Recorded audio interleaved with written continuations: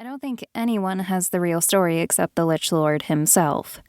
Anyway, that's how I got stuck in one of the spare partition desks in the accounting department. It's only until the room is finished being renovated.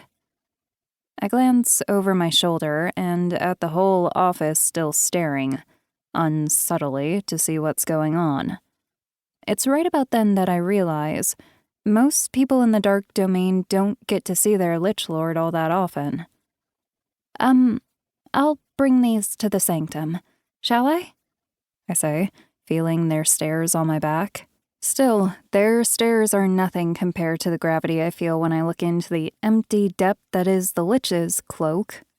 The constant motion of his cloak is a slow, underwater-like movement that always makes me start to lean towards him.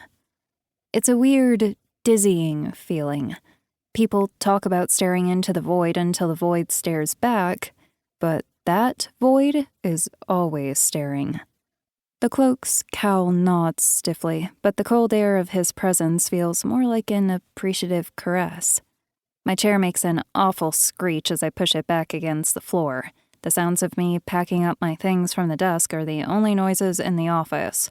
I dodge around a few desks and hurry after the Lich Lord to the grand sanctum.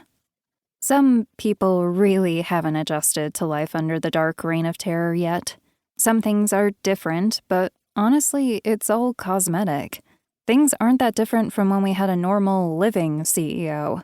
And the thing about economic collapse and social upheaval is that there's a lot of room for upward mobility. At least that's what Janice from HR says. And I guess she's right, because I used to work in customer service, but now I'm a personal assistant to the Lich. The Grand Sanctum is an utterly gorgeous room, once you get used to how creepy it is.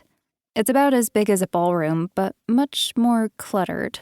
The walls are lined with old bookshelves stuffed with dusty tomes and piled scrolls, occasionally featuring distilling glasses, crystals, and jars of murky liquids. The windows are all stained glass in geometric patterns, all blue and green and purple. They don't let much light in, but they're my favorite part about stepping into the Dark Lord's office. As the 20-foot carved door shuts closed behind me, I start reading off the notes for today's schedule, the missives for him that I've sorted through by priority. I get through maybe 2 of them before I realize the Dark Lord isn't listening in the slightest. Usually he interjects, making me take down notes about rearranging things or moving appointments up. I've never gotten this far without him at least canceling something. He's pacing the lower inner level of the sanctum, the ritual floor. It's drawn up in runes and incantation circles, with all his most used ingredients lined up near the edges, and an altar for sacrifices in the center. And there's that initiative to bring more women into STEM fields. That's sneakiness, traumatization, evil studies, and misfortune. I trail off, watching his movement. Definitely not listening. Is something the matter, Sovereign? I ask. I don't usually use his first name, only when we're in his office together. I think it amuses him that he, an ageless entity with power beyond comprehension, is on a first-name basis with a mortal like me. It's that social upheaval at work. At that, the Dark Lord pauses in his pacing. He doesn't turn to look at me. Was it the assassination attempt? He gives a nod, and his cloak flutters like a sigh disturbs them. Yes. I'm afraid it's left me somewhat unbalanced. It did cause quite a disruption. I've already briefed the legal department. They're working on how to deal with the agency that sent her. They've got some plans for a lawsuit and some other options for how we should vet our outsourced labor in the future, I say.